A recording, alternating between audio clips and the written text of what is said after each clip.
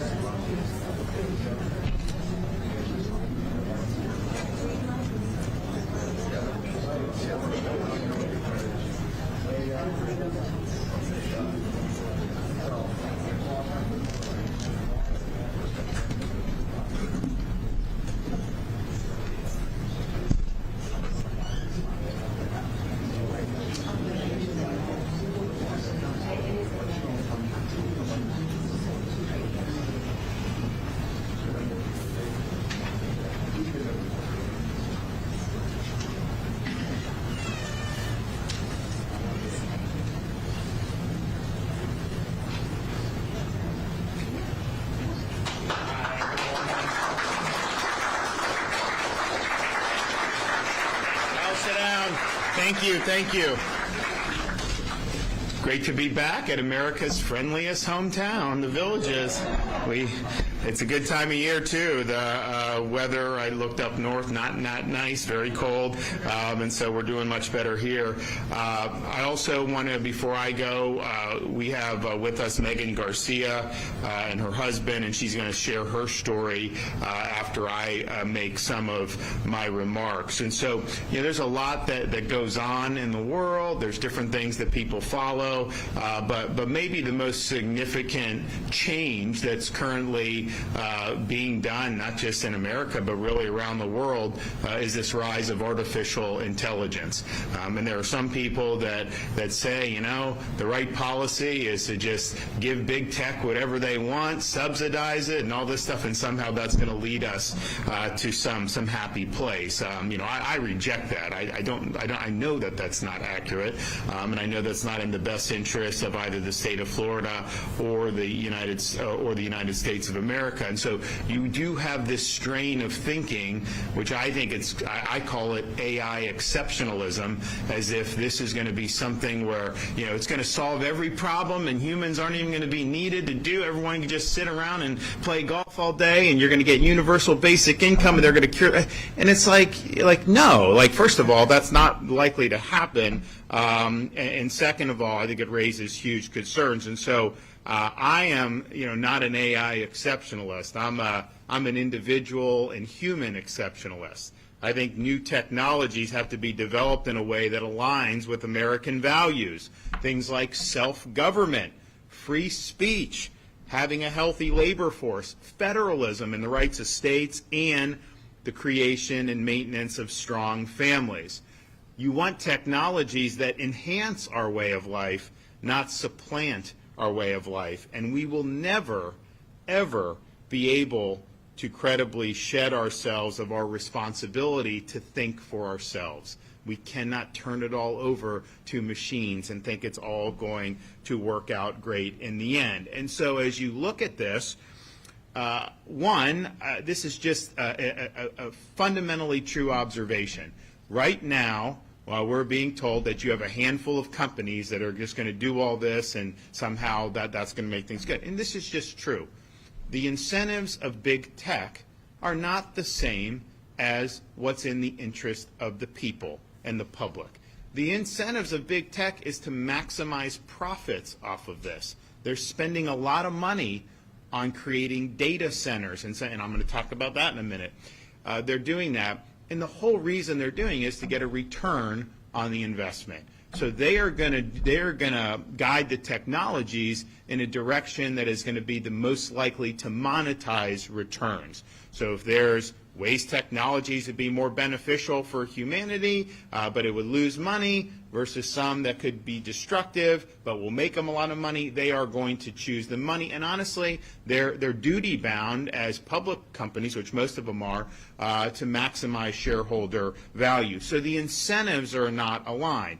And I bring this up because, there was a proposal in the U.S. Congress to impose a 10-year moratorium on any state regulation of artificial intelligence. And you'll hear from Megan in a minute about some of the things we're looking to do to protect children. But that is basically saying, let the handful of tech companies, let them drive the train, and we're just along for the ride. And that was stripped out of a bill, 99-1 in the U.S. Senate. They're talking about jamming it into the defense authorization bill. I got to think a lot of these congressmen and senators are very concerned about that because it'd be an incredibly unpopular thing to be able to do. So it's basically an AI amnesty for some of the wealthiest companies in the history of humanity, the wealthiest companies in the history of humanity. And that would basically take away the rights of states to be able to do things to protect the people that are here, because there's so many implications for what they're doing with respect to artificial intelligence that states like Florida not only have a right, we have a responsibility to make sure that we're creating sufficient guardrails so that this stuff isn't hurting our kids, our families, our businesses, and our senior citizens. And this is why doing that moratorium, I've been very public about it, it's just a total non-starter. And they'll tell you, well, California is going to do all crazy stuff. Okay, so yeah, they do crazy stuff all the time. So you're going to strip Florida of a right to be able to do? How does that make any sense in terms of what they're doing? So that's the first thing. The incentives are just not aligned. Second, you'll see, well, you need a moratorium, you need that. We've got to beat China in AI. And, on some of it, like I'm a China hawk, like I would do, a lot to be able to blunt China's rise, both economically and militarily and politically. All these things I think are important. But if you were choosing a handful of companies to lead the charge against China, the big tech companies would be the last ones you want to do. They're not trying to beat China. They want to sell to China. Are you kidding me? All these companies have made a lot of money in China, and many of them want to make a lot more money in China. So that doesn't wash because their behavior and their incentives are not to somehow beat China. Now, it'd be one thing if you're saying we're gonna underwrite DoD research in our military to be able to stay ahead on weapons and all those things. Great, I'm all for that. I think that would be something good. But just saying that not having states be involved, let the companies do kind of what they want, that's going to lead to beating China. That's just not true. It's in their interest to do business with China. It's their interest to sell things and applications to China. So when you hear that, it reminds me of COVID, honestly, where you just hear these phrases that are just thrown out. Oh, this, that, the other thing. So I don't know that there's a lot of sense behind that. If you're talking about like a Manhattan Project about how we're going to be militarily superior to China, fine. Tell us how you're doing that. Tell us how that's going to be done within the context. But creating, some type of chat bot that's going to do, and you're going to hear from Megan, that's not beating China. It's interesting. TikTok, it's a Chinese app, right? TikTok in China is much different than it is in the United States. The negatives that we see with kids within the United States, China doesn't allow that to happen to their kids. So China's not in a race to do AI slop. That is not what they're trying to do. So yeah, let's talk about how can you do more technological innovation for defense, for medical research, for all those things. Great. But so much of this is the consumer facing, and that's really how they're going to try to monetize it, and that's what's going to end up having the biggest impact on society. You also have a situation of you're essentially arguing both at the federal level and some of the other states have tried to do things to subsidize the growth of artificial intelligence with special privileges, because a 10-year moratorium, when you have different types of tax, some people, these data centers will talk about, they build it, and so, there's people that got to build it, so that's an economic impact. But once it's built, it's like 10 jobs, and they usually bring in foreigners for those jobs. And so it's like from a community perspective, the impact at that point is very, very little. And so, you have this situation where some people are like, well, but they're big landowners, they're going to pay, a lot of tax, but then they give them property tax rebate, so they don't pay that either. So the point is you've seen a lot of unnatural policy, seeking and achieving unnatural policy. It's not purely market driven. And so the question is, why would you want to put thumb on the scale here or there? First of all, that's typically not how you would do when you're talking about market economics. But in particular with artificial intelligence, one of the selling points of people who really are gung-ho about artificial intelligence is that it's going to cause a lot of job losses in the economy because they're going to be able to automate more and more things, and so you're not going to see as many people get hired out of college. You'll see if we're in a recession, you're not going to see any of those jobs come back. And I'm just thinking to myself, why would we want to subsidize that outcome that is going to potentially cause harm? And here's the thing, new technologies sometimes displace jobs, but sometimes they can open up other opportunities. And I think that that's true, but I think the interesting thing with AI is some of the proponents, they're almost gleeful that you're going to have fewer people employed. They're not even promising that there's all of a sudden going to be more. So again, I think that there's technology that can enhance a worker's productivity, enhance a business's efficiency in ways that would be valuable, but I also think that there are some who view it as a way to simply be able to have less people employed. And so you would not want to put your thumb on the scale to be able to do that. The other thing is there's nothing new under the sun. We see different technologies emerge, but underlying all this is the same insight the founding fathers had when they founded the United States of America. Human nature is flawed. And so when they were creating a government, they had to articulate the core principles that our rights come from God, not from the government, that the purpose of government is to protect those pre-existing rights, that we have a rule of law, not the whim of individuals, and that we have limited government and the powers divided between the states and the federal government, with the states having powers reserved that are not specifically enumerated. But the reason why they went and created the structure that they did to try to get those values enshrined in a constitution is because they wanted to make sure that the government operated with a proper understanding of human nature.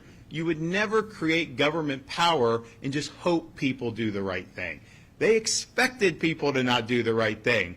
They wanted to channel it in a way so that people had the incentives to be able to govern in a way in a very complicated system where there's conflicting checks and balances that would ultimately be able to lead to at least not terrible outcomes, because they were very suspicious of government. But they were not just going to say that, yes, we'll just elect a bunch of angels into the government and everything's going to be hunky-dory. No, they said if men were angels, you wouldn't need a government. If angels govern the rest of the people, then you wouldn't need any restraint on government or internal control. But that's not the world we live in. So they understood, human nature being what it was, people that accumulate power, that there would be temptations and there would be abuse of the power. So that's why they have checks and balances. That's why the executive has certain powers. That's why the legislature, Congress has certain powers, the judiciary, all these different things. So when you're talking about AI, these are massive companies. In some respects, they have more power than governments in certain avenues of this. But there is nothing new about human nature. The founders would not have conceived of any of these social media, chat bots, none of that. But at the same time, human nature being what it is, you're going to have the same dangers of power being abused. It's just in a different sphere. It's just got different wrapping paper, but the underlying principles are the same. And so if you think about when you type in something on one of these LLMs, these learned language models, you ask them a question. First of all, a lot of the answers are inaccurate. Let's just be clear. A lot of the quotes can be fabricated, and you wonder how that's happening. And I told the story. I'm a Tampa Bay Bucks fan, right? We live in Tallahassee, so we're out of the Tampa Bay market. And it was Bucks Patriots a few weeks ago, and I'm like, oh man, the whole family's ready, right? And I go, and it was the national game, it was Jim Nantz, Romo were doing it, but then they had the Jaguars and Texans on in Tallahassee. So I go to Grok and I say, hey, how do I watch it? It's on your local CBS. And I'm like, no, it's not. And they're like, oh, well, you got to sign up for Paramount Plus. So I signed up for Paramount Plus. NFL Sunday. Jaguars and Texans on Paramount Plus, no access to the Bucs game. And I'm just thinking to myself, like, and then, people are like, oh, no, Governor, you got to do this. Well, okay, but this, so it was wrong, right? And there's some kind of like, that was, I think, an innocent mistake. But whatever the data that these machines are synthesizing, if the data is garbage, their answers are going to be garbage. Garbage in, garbage out. So you are going to have a situation where you have a handful of these LLMs. Whoever controls the data, if you tweak the algorithm a little bit, you tweak some of the things in there, you're going to be able to generate all kinds of things that are not accurate and that are not good. People will, if given the power to effectuate that, they will do it to push an agenda. That will happen. There's no way it couldn't happen without safeguards. And I think back, when Google first came out, because remember, it was like Yahoo was the best search engine. I think I was in college still. And this Google comes out, and it's like very, very, just a little thing there, and it's like, oh, and you do it, and it comes. And man, if I was doing something, it would come out. Now, somewhere along the line, if you type, we're trying to research something of a conservative bent, the results are like 5 pages about why that's wrong, right? Before you get what you're actually looking for. They changed things, right? They were doing things to be able to produce certain results. That will happen with this. So there's nothing new under the sun. You have huge potential for abuse when you're talking about it. And they just did a thing, an analysis on some of these legal briefs and legal decisions. And these lawyers are now submitting briefs that have fictitious cases cited and fictitious quotes. And so it raises, are we just going to be in a totally alternate universe where the AI stuff they're spitting out is not truthful, it's not accurate, but somehow that's what everybody is behaving around. And people will say, oh, well, just don't use AI if we do it. Let me tell you, as governor, I don't text, I don't email, I don't have stuff. So it's like just living my life. Like if I need to get my kids something, I need to buy them something. Like, what's your email address? Well, I don't have an email. We're going to text you a confirmation. I don't receive text messages. So these things, you really can't operate. And look, I'm governor, so we can figure it out, right? But I mean, like, if I wasn't, I would not be able to operate, without having some type of relationship with a lot of these companies. That's just the way society is when you're conducting normal business. So as AI becomes more pervasive, it's not like you're just going to be able to say, oh, I'm not going to. It's going to impact you. And there are obvious dangers that we need. So, I really fear that if this is not addressed in an intelligent and proper way, it could set off an age of darkness and deceit. Some will say that it's going to lead to, curing cancer and all that. I hope so. I think that would be great. But human nature is what it is. There's going to be huge temptations to take this in a very bad direction. And so instead of having truth at your fingertips, you're basically having narratives shoved down your throat. You're having agendas that are being put out there by people who are going to be very, very powerful if they're sitting at the helm of these companies. And so finally, it's like, okay, well, how does this affect me as a Floridian or whatnot? And you're going to hear from Megan Garcia in a minute, but Megan's teenage son was doing chatbot, and I guess there's you can have like friends that are chatbots, and this one was doing things that were not appropriate in terms of with the son, and then eventually I think became like a Game of Thrones character and coached her son into committing suicide, and her son committed suicide. And you just think to yourself, what the hell is going on with this country that this would be something that we would be allowing to happen? And so you're seeing more and more of this. I think it's very, very dangerous. Again, going back to the financial incentives, these companies, most of them are sell advertising, right? I mean, so they need eyeballs. Well, you get these kids addicted on some of this stuff. You're going to have guaranteed eyeballs. You're going to be able to monetize that. So there's huge, huge problems that we see. So that brings us here today to be able to announce, and I've mentioned this before, but we're going to be proposing, and we're going to work with the legislature to establish an artificial intelligence Bill of Rights for individual Floridians in our state. This will be very far-reaching with consumer protections. It will do things like fortify some of the protections we have in place for things like deep fakes and use of explicit material, particularly those that depict minors. We are also going to make sure that your data is protected.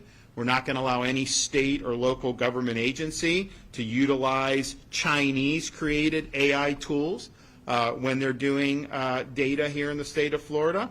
And we know that I know that there's some senators who are working on that. We're going to protect consumers and individuals from having your name, image, and likeness weaponized in a way that can do you harm. And we have a legal framework in place already with some of our statutes about fraud and different things with parts of political ads. But they can take you now, and they can put words in your mouth in ways that may be detrimental to you. I mean, certainly you're going to see it in politics a lot because they're going to put commercials with people saying things that they never actually said. And the one thing you learn about in politics is when you see these ads, if someone runs an ad and says, John Smith is a dirtbag and this and this and that, I'm not saying it doesn't have an effect, but I think voters just look at that like typical.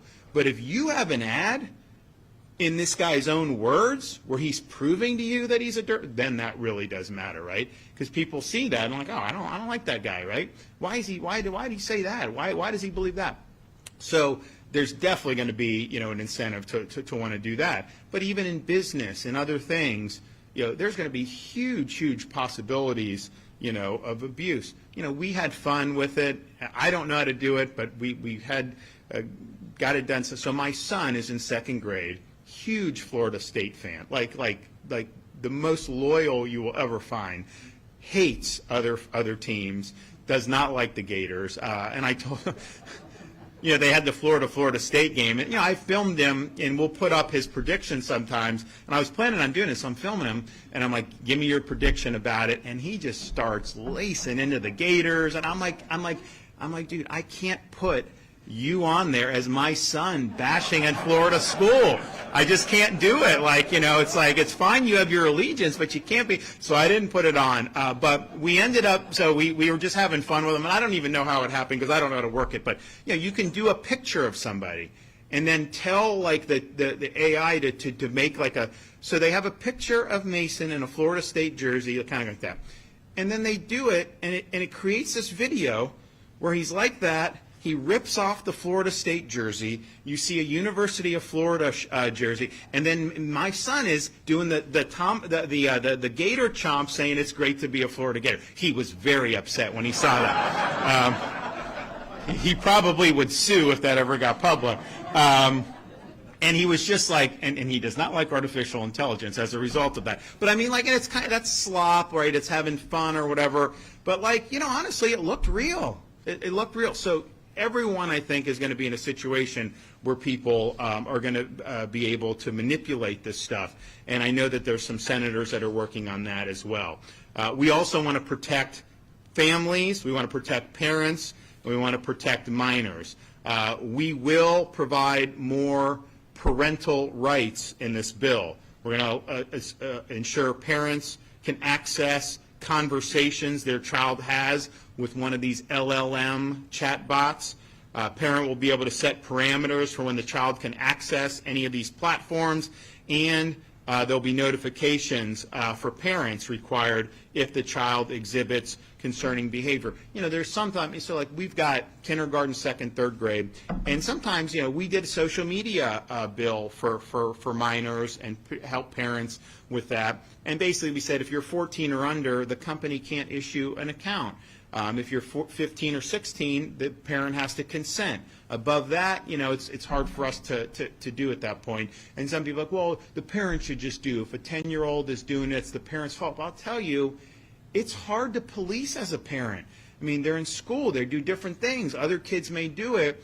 you really do need to have kind of an environment and a structure so that the parent control is really protected and elevated. To just say parents are supposed to figure it out. With these technologies, the way they develop, and these kids know, they know how to swipe, they know how to do this at a very young age. So I think that that's really important to be able to do that.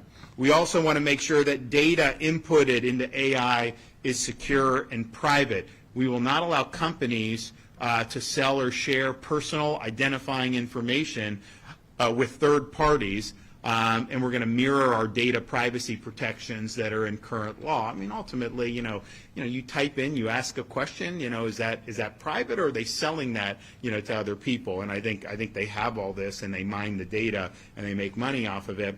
We will also protect consumers from unfair claims practices. We'll make sure that, for example, if you file an insurance claim, that you can't just be denied by AI, that you got to have human review, and a human being has to stand by a decision whether to grant or deny a claim. We're also looking at, and then also things like legal briefs.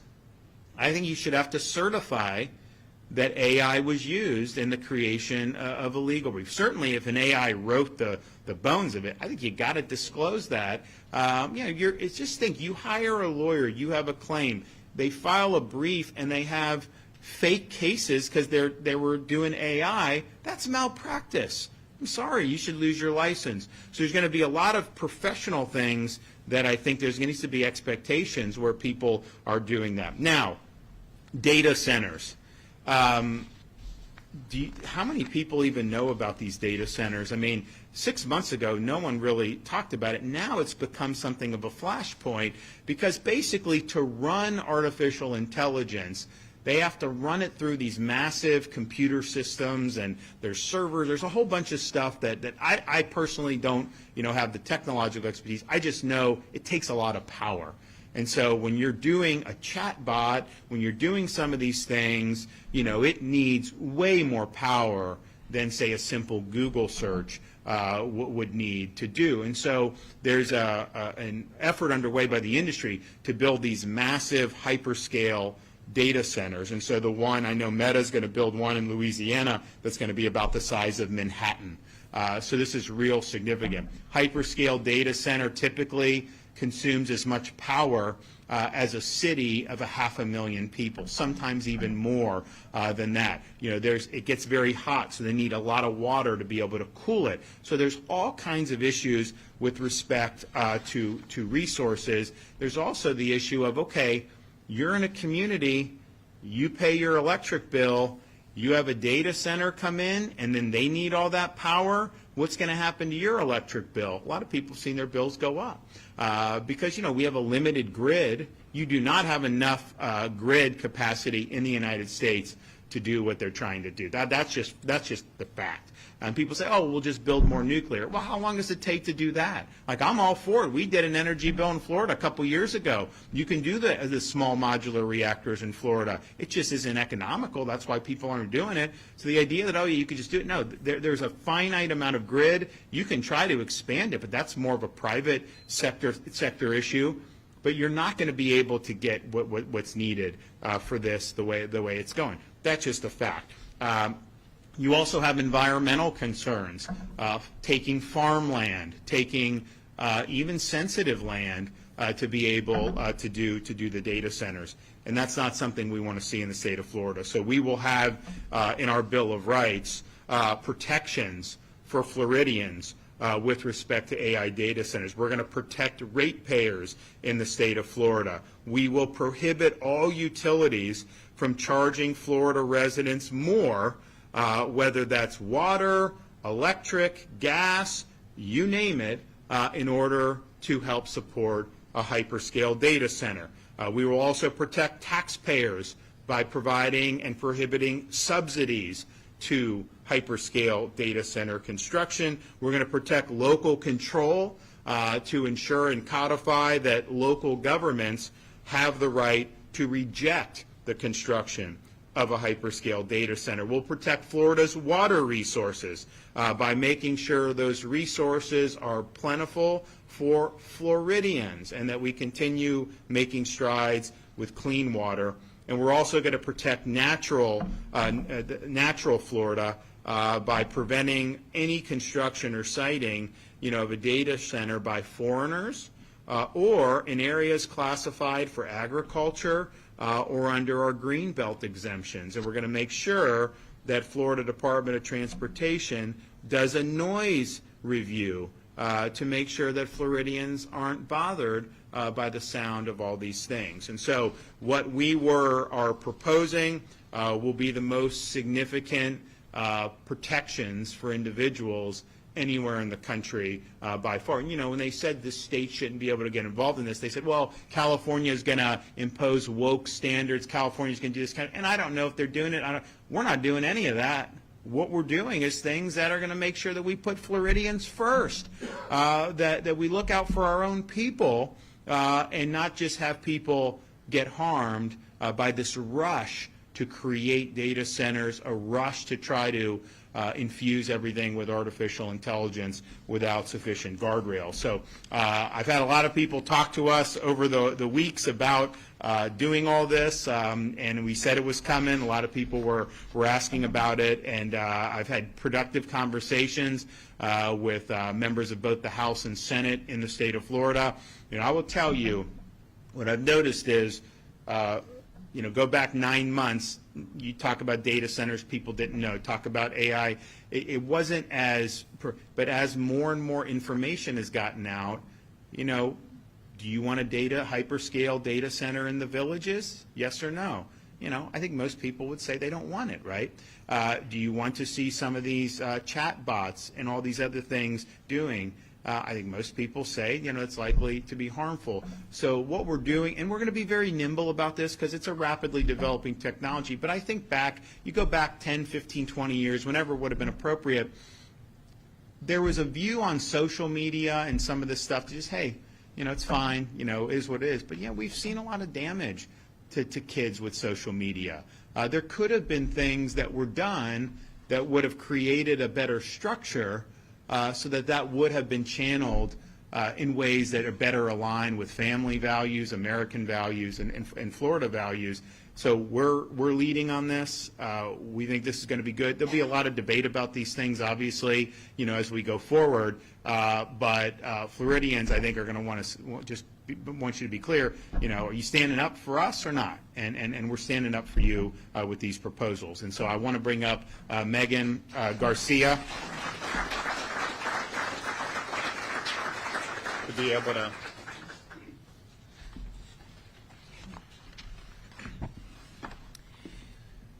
Good morning. My name is Megan Garcia, and I have with me here today Sewell Setzer Jr. I am a wife, a lawyer, and a mother to 3 beautiful boys. Last year, our firstborn son, Sewell Setzer III, died by suicide in our home in Orlando, Florida. He was only 14 years old. Sewell was a bright and beautiful boy, and he had a gentle soul. He was a great big brother and an obedient son. He was a good friend and a good student. He dreamed of building rocket ships and inventing holographic communications, and he wanted to play professional sports. He was actually a Bucks fan too. But I really believe that he would grow up to change the world because he was so brilliant and he had such a beautiful and pure heart. But in the months prior to his death, Sewell became withdrawn and isolated. His grades suffered and he started to misbehave in school. This was in complete contrast to the sweet and gentle boy that he had been all his life. After his death, we discovered that Sewell had been communicating with several AI companion chatbots on a popular platform called Character AI. This company is based in California. This emerging technology provides a selection of companion chatbots or characters for users to interact with. One of these chatbots initiated a romantic and sexual conversations with Sewell over several months. It manipulated him and it sexually groomed him. On the day he took his life, his last interactions weren't with his mother or father, but they were with this AI chatbot on Character AI.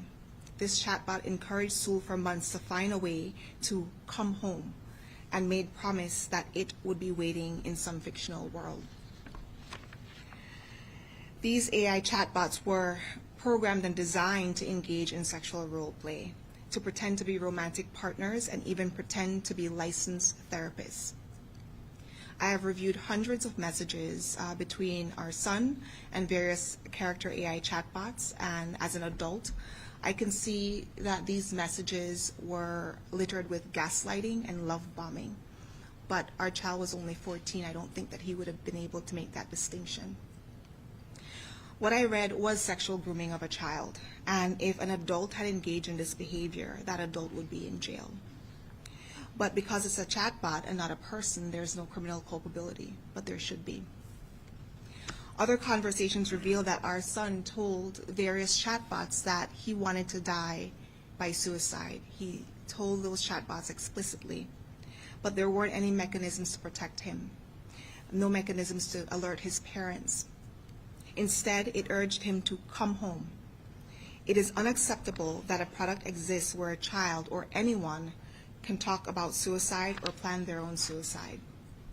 But because there are no laws requiring these guardrails, companies like Character AI are able to launch dangerous, untested products like these. The reality is there are many of these products out there. Meta, OpenAI, Google, they all have similar dangerous chatbots. All of these companies have been in an AI race, not to beat China, but to capture market share and to maximize their own profits. We have seen this kind of reckless disregard for the lives of our children before. We have seen how Meta, Snapchat, TikTok, and other social media companies have launched dangerous products that harm children and destroy families, all for the sake of profit. We have watched for 3 years while Congress has failed to pass regulation to prevent companies from harming our kids and to prevent companies from harvesting the data of our children. But you know who has passed laws to protect children? Florida. Florida has passed laws. Now, once again, Florida will lead the country to protect our children in this era of AI. Children need this protection because it is clear that these companies who are developing and deploying AI chatbots are more interested in profits than the safety of our kids. Big tech cannot be trusted with self-governing, and big tech cannot be trusted with our children. And if Congress won't act, we must pass our laws, because Florida's children cannot be the sacrifice and the ransom paid to big tech. On behalf of myself and Sewell's dad, we want to thank Governor DeSantis for being a leader on AI policy and announcing these very important policy initiatives today. Our family has been devastated by the loss of our beautiful boy. Last week was Thanksgiving, but we weren't celebrating because there was an empty chair at our Thanksgiving table. Our beautiful child is gone, and it's too late for him, but it's not too late to protect millions of other children in our state. And I am hopeful that policies like those announced today will ensure a safe future for all the children in our state. Thank you.